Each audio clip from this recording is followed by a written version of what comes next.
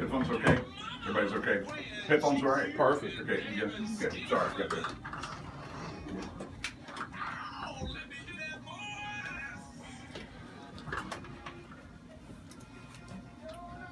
Good. Good.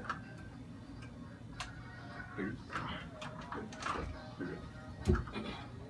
Ow, ow, ow, ow, ow! This is the S to the K to the double E to the T to the E to the R. And I'm sitting here with the sick G to the Q. And I'm sitting here with the J to the more, the family safety center. And we're in the house today and we are fired up. Hello, somebody! I need you to put some fire under me. I'm fired up. Well, I'm sick. Yeah, Gwen's sick. We're worried about her, but she's still fired up. Just a little subdued. Tell her go back to ABC News 24 and get that Lysol she stole. That was one of the favorite moments I've had with Gwen, is her trying to snatch that Lysol. Well, I will not be the butt of the jokes today. You know, if you'd taken it with you, maybe you wouldn't be sick right now. No, Joy, you might be right.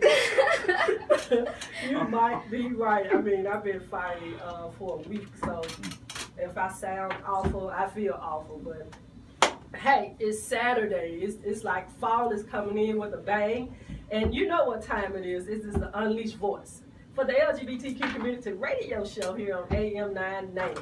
And the mission of our radio show is to be the premier soundboard for the LGBTQ community, where we employ 3 E-Core principles: education, empowerment, and enrichment. And y'all know what time it is. I'm not going to do a lot of talking today. It's time for Davian to take over. So we're going to dive into our segment where we talk about what's on your mind. What's on your mind? The Lakeland Commissioner Clark Plunk. Okay, here we go. He read it on Facebook about Lance Sanderson and about his date going to homecoming at Christian Brothers. He said gay people are cruel, mean, spiteful people with an axe to grind.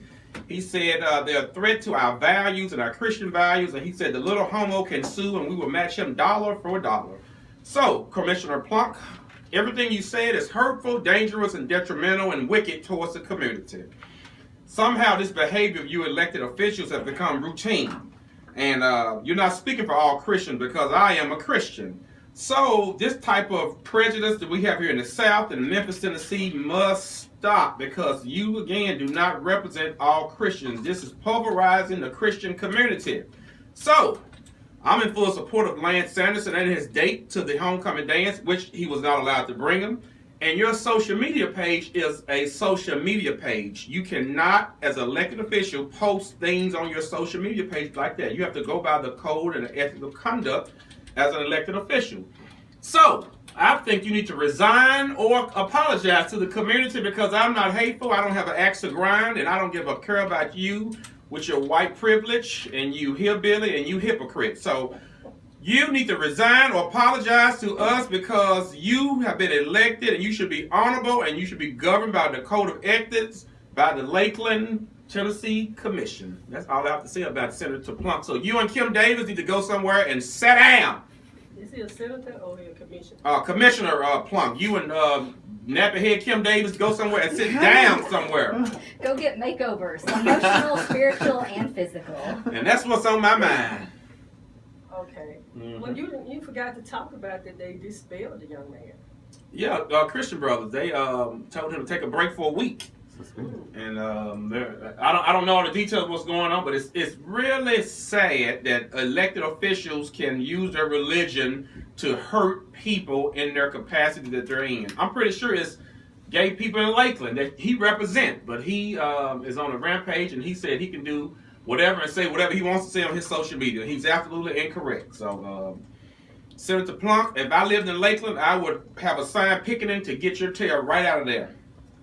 What do you think, Jordan? I think that it's just embarrassing, and I think that public officials to say something like that, I just think it shouldn't be tolerated. I feel like, it's not even hurtful to, the gay community. To me, as a, heterosexual, as can be, that doesn't represent me. I was raised to believe in love and loving everybody and not discriminating, and I think that it's really sad and pathetic that your public officials can say things like that and they think they can get away with it, and we let them a lot of the times is the worst part. It's sad. Well, what I'm confused about is that when these type of rants take place on a public forum, that the person always revert back and say, you're challenging my Christian values. And then they turn around and spew, a hate-filled message. So how does hate-filled message and Christian value go together? That's not my Jesus. I know that. My Jesus loved everybody. So it really amazes me. I don't know what version of the Bible they have, but they really need some help. I think that they use also fear as a means to try to make people submit and not challenge whatever it is that they feel. And I think it's sad, that you see people band together and they want to stand up against a certain group. But the people that's doing this have to be real careful about who they join forces with and support of. Because when you decide you want to support somebody, you have to really look at the underlying reason for your support, especially when you're oppressing another group. It took hundreds and hundreds of years before the truth came out that slavery was wrong. And how many people died and suffered under that type of rule around the world. It took hundreds of years for slavery to be abolished before the mentality changed, centuries. And I don't know if we're in the beginning of the century against the LGBTQ community, but it's sad. It's sad to see that this is still going on, where one group tends to want to oppress another group because they do not understand or agree with their life and who they are and how they want to be and live in society. It's just sad. But anyway, let's change the subject. Well, Dr. King said, and we can change the subject, he said our lives begin to end when the day we become silent about things that matter. So we have to voice our opinion on these things that matter and stand up for people who cannot stand up for themselves. And vote. And vote. Yes, that is the best way to make your voice heard. If you don't vote, you don't get to complain. I totally agree. Also, let's give our condolences to the people in Oregon at the community college, the 9 that were slain to death and the several that were injured by this gunman who said he was killing Christians. So we send our condolences and prayers to Oregon and the community college. I don't know the name off the top of my head, but we pray for our sisters and brothers in Oregon who all were Christians and slain in this mass shooting attack in Oregon this past weekend. And also, we need to watch what's going on the other side of the world, over in Syria, where, Russia is over there bombing away.